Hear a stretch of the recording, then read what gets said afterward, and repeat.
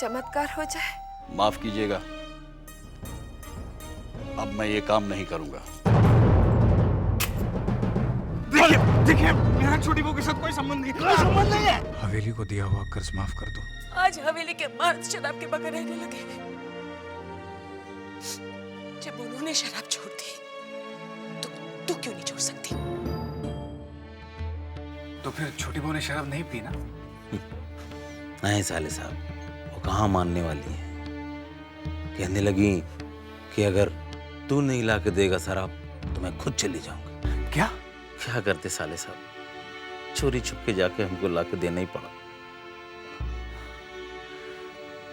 छोटी बहू शराब के लिए इतना गिर जाएगी, मैं तो कभी सोच भी नहीं सकता था। आप नहीं जानते साले साहब, शराब की आदत ने छोटी बहू रानी की बुद्धि को भ्रष्ट कर डाला है। अच्छे बुरे की कोई तमीज ही नहीं रही उसको। लेकिन तुम्हें लाकर देना ही नहीं चाहिए था।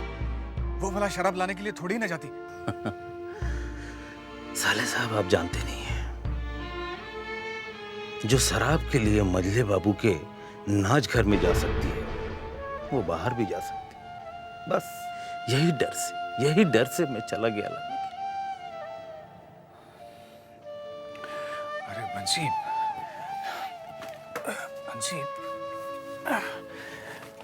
मुझे एक बहुत जरूरी काम आ पड़ा है, इसलिए मुझे गांव जाना पड़ेगा। क्या गांव? आप अगर चले गए तो फिर? अरे मैं 1-2 दिन के लिए ही जा रहा हूँ। और ऐसा क्या जरूरी काम है साले साहब कि आपको? देखो, मैं तुम्हें अभी नहीं बता सकता। यूं समझ लो कि अगर मैं नहीं गया तो 2 जिंदगी बर्बाद हो जाएंगी। आप क्या बोल रहे हैं, मेरे समझ में कुछ भी नहीं आ रहा। मैं तुम्हें अभी समझा भी नहीं सकता। बस जाने से पहले मैं एक बार छोटी बहू से मिलना चाहता था। सो तो आप मिल लीजिएगा, लेकिन देखिए आप जाके जल्दी आ जाइएगा, नहीं तो। बंसी, हवेली की जितनी फिक्र तुम्हें उतनी मुझे भी है। मुझे तो बस इंतजार है नैनीलाल के चिट्ठी के आने का।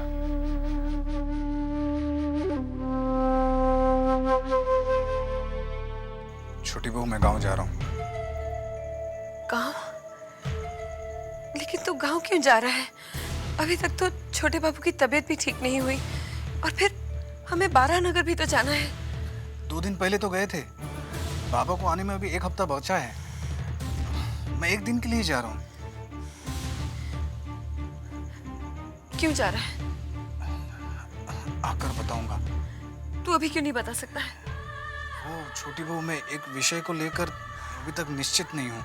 वहां जाने के बाद पता चलेगा। हाँ? ठीक है, जा। अपना ख्याल रखना। सुन, कोशिश करके जल्दी आ जाना।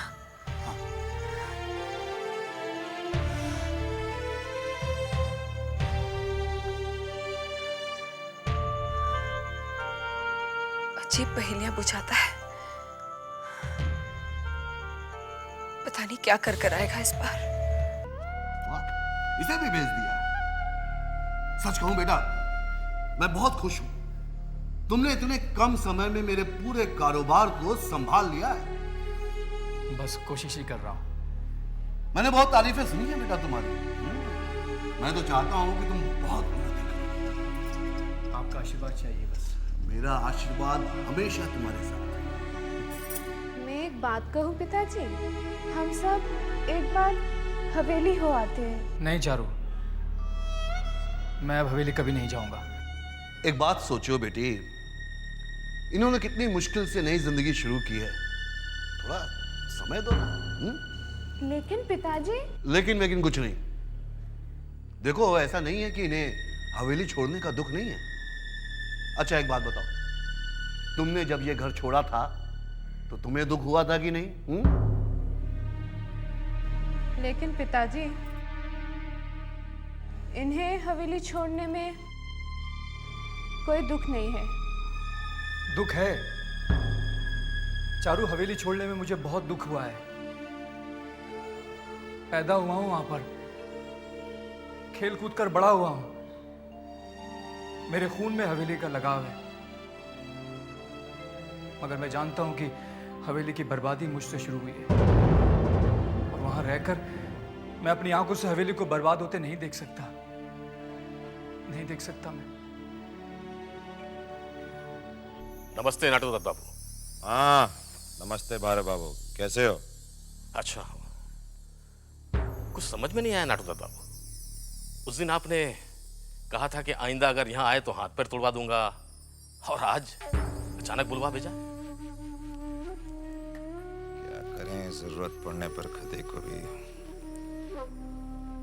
एक काम करना है तुम्हें हमारा। हाँ हाँ। किसी तरह मजले बाबू तक ये खबर पहुंचानी है कि छोटी बहू का आशिक भूतनाथ फिर से हवेली में आ गया है और छोटी बहू के साथ इश्क लड़ा रहा है। नहीं नहीं,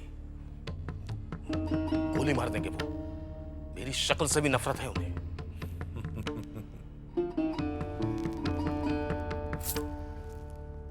मजले बाबू के सामने किस तरह तुम्हें पेश आना है ये हम तुम्हें बताएंगे।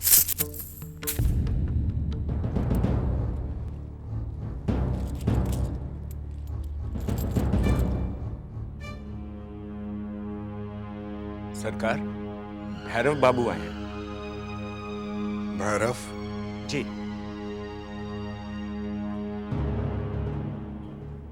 भैरव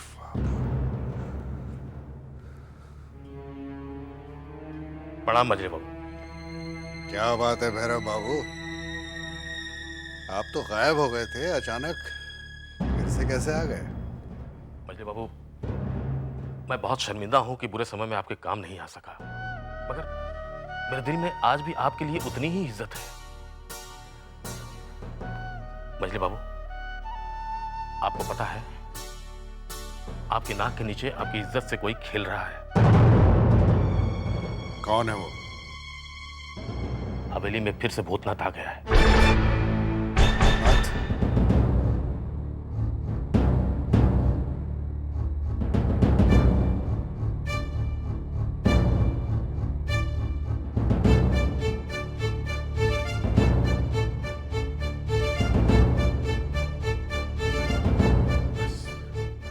यही कहने आया था।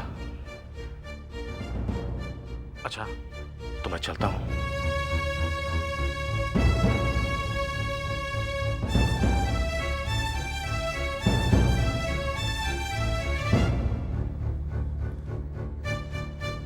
लोचन, आया सरकार। विदु सरकार को बुलाओ। जी।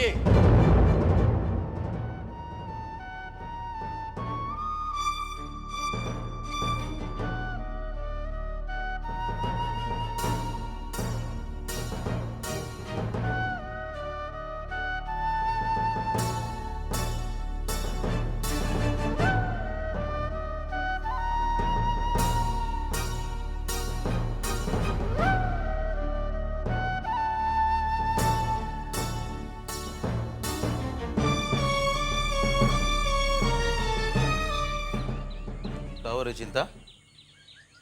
कुछ नहीं भैया। कुछ नहीं तो फिर यहाँ क्या बैठी है ऐसे? अपनी छोटी बहू रानी के बारे में सोच रही हूँ। क्यों, क्या हुआ छोटी बहू रानी? आप देखते नहीं क्या भैया, बेचारी के जीवन में कितना दुख है। अरे उसमें हम लोग क्या कर सकते हैं? हवेली का हाल ही ऐसा है। हवेली का हाल नहीं भैया, सारे आदमी लोग ऐसे ही होते हैं। अच्छा किया आपने मेरी दोबारा शादी नहीं करवाई। नहीं रे बहना, ऐसी बात नहीं है। सब लोग बुरे नहीं होते हैं।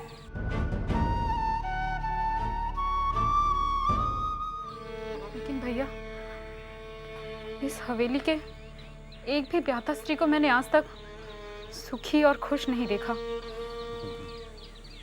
सुखी और खुश?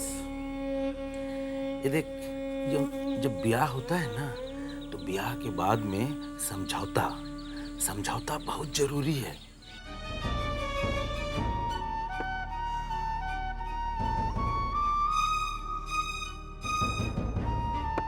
और तुझको मालूम नहीं है, हम तो बहुत फिराक में हैं। दोनों अच्छा लड़का अगर हमको नजर आ जाए तो हम तेरा ब्याह करेंगे। राम राम राम भैया, ये आप कैसी बातें कर रहे हैं? शादी और मैं। चिंता, ए चिंता, ये कहाँ मर गई है? चिंता, जरा एक बोतल तो और ले आना। बोतल।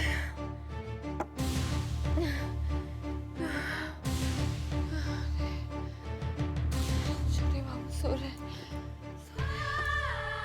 ये चिंता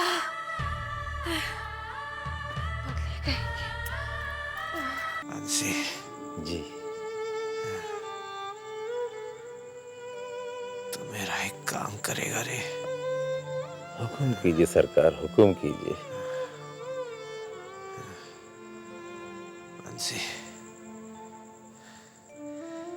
मैं इस जिंदगी से तंग आ गया हूं। अब दर्द बर्दाश्त नहीं होता रे।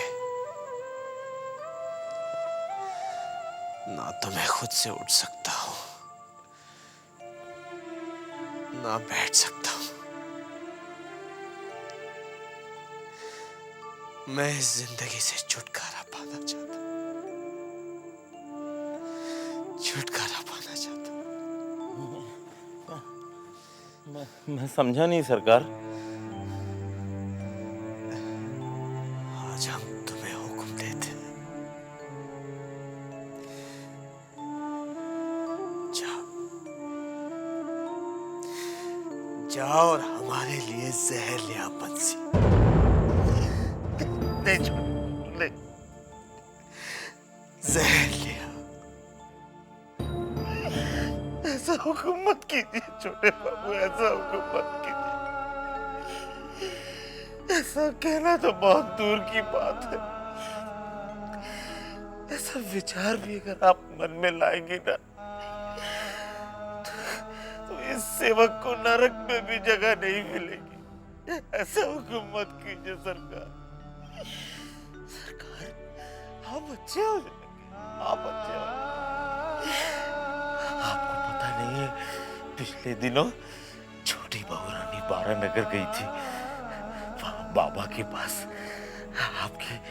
आपकी सेहत के लिए। आप अच्छे हो जाएंगे सरकार, भगवान करेगा आप अच्छे हो जाएंगे।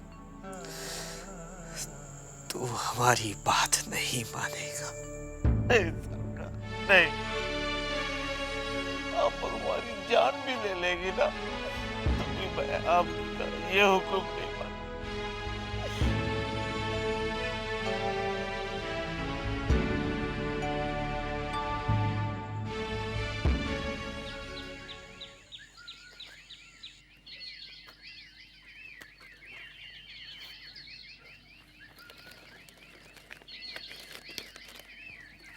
नमस्ते भाई साहब। नमस्ते। क्या आप मेरी मदद कर सकते हैं? जी हाँ, बोलिए। मुझे पूछना था कि इस गांव में क्या कोई ऐसे पंडित हैं जो विवाह कराते हैं? मैं भी करवाता हूँ, बोलिए क्या काम है? अच्छा, नहीं, मुझे ऐसे पंडित की तलाश है जो बाल विवाह कराते हैं। मैं भी खानदानी पंडित हूँ, बाल विवाह भी करवा चुका हूँ। बैठिए। शुक्रिया। आपने बाल विवाह कराए हैं? जी हाँ। 20-22 साल पहले? हाँ हाँ, जरूर। मुझे एक ऐसे पंडित की तलाश है जिन्होंने बाल विवाह तो कराए हैं। एक विवाह ऐसा है जो मतलब अतुल चक्रवर्ती नाम के युवक ने बालक का विवाह कराया था। पिता का नाम क्या था? सतीश चंद्र चक्रवर्ती। हाँ हाँ, याद है।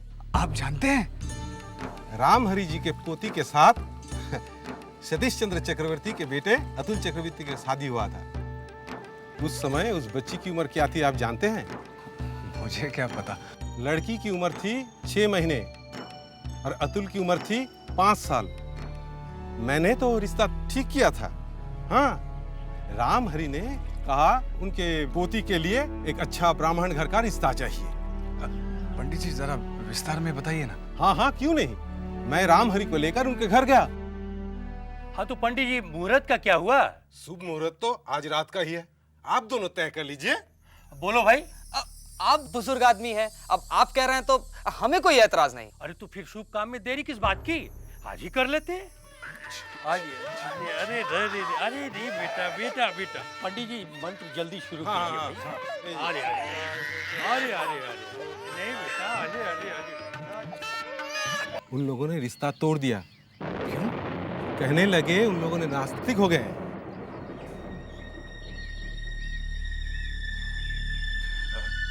पंडित जी, आपके पास उस विवाह का कोई सबूत है? जी हाँ, मेरे पत्र में सब लिखा हुआ है। क्या आप मुझे वो दिखा सकते हैं? क्यों? आपको बाल विवाह करवाना है क्या? नहीं नहीं पंडित जी, मुझे वो चाहिए था। आप इसमें इतना रुचि क्यों ले रहे हैं, बोलिए तो? मैं इस समय आपको नहीं बता सकता पंडित जी, लेकिन समय आने पर जरूर बताऊंगा। दिखाइए ना। अरे बाबा, कहा ना मेरे पत्री में सब लिखा हुआ है। अच्छा, लेकिन जब आऊंगा दोबारा तो दिखाएंगे ना? जरूर जरूर। मुझे आपका पता दीजिए ना। यही दुकान मेरा ठिकाना है, पता है, जब मर्जी आ जाइएगा। ठीक है।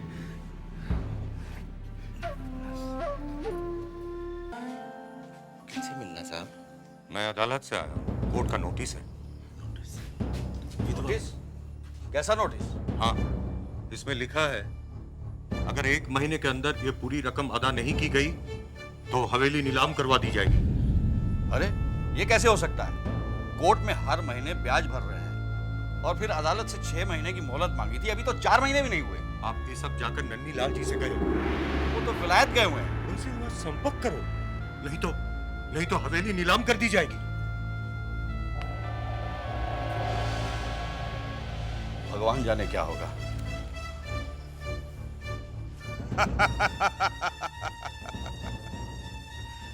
आज तक हमने सिर्फ सुना था कि पैसा बोलता है, लेकिन आज हमने पैसों की आवाज भी सुन ली और ये भी पता चल गया कि पैसा इस तरह से बोलता है।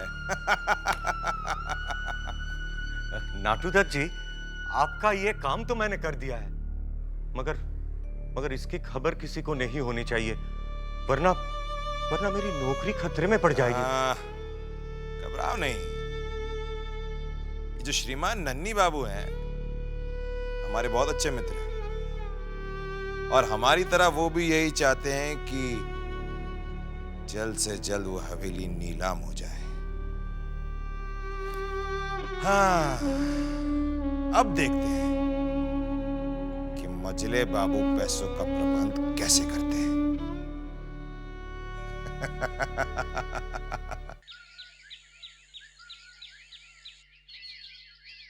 ये भगवान की लीला ही तो है। समाज ने जिस विवाह को नकारा वो भगवान की नजरों में तब भी पवित्र था, आज भी पवित्र है। तभी तो भगवान ने आज मिला दिया। हे भगवान, जब तुमने इतना कुछ किया है तो इतना और कर दे कि जबा के मन में भी ये विश्वास हो जाए कि मैं ही उसका पति हूँ। हे भगवान, अब मुझ में भी हिम्मत देना कि मैं जबा को असलियत बता सकूं। ये पहली बार इतने दिनों में मैं आपको मुस्कुराते हुए देख रही हूँ।